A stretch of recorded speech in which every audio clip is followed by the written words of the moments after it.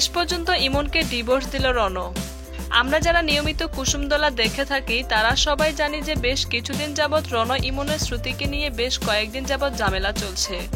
শ্রুতি কিন্তু এত কিছুর পরও এখানে পড়ে আছে, তার দাবি তার বাচ্চার জন্য এখানে পড়ে আছে। আর এদিকে রণের সাথে ইমনের ভুল বোঝাবুঝির এক পর্যায়ে ইমন বাড়ি ছেড়ে চলে যাওয়ার কথা বলে।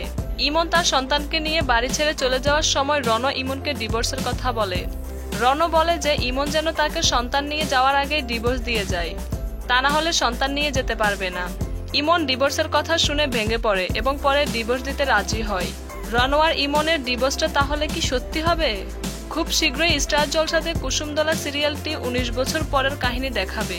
সেখানে ইমন একাই তার মেয়েকে মানুষ করবে, আর তার লক্ষ্য হচ্ছে মেয়েকে নিয়ে লড়াই করে জিতা। আপনারা কি বলেন দর্শক, ইমন কি এই লড়াইয়ে জিতবে? আমাদের ভিডিওটি ভালো লাগলে লাইক এবং শেয়ার করুন। পরবর্তী কোন সেলিব্রিটির লাইফস্টাইল দেখতে চান তা কমেন্ট করে জানান আমাদেরকে। আর হ্যাঁ, তা দেখতে অবশ্যই আমাদের চ্যানেলটি সাবস্ক্রাইব করুন। ধন্যবাদ সবাইকে।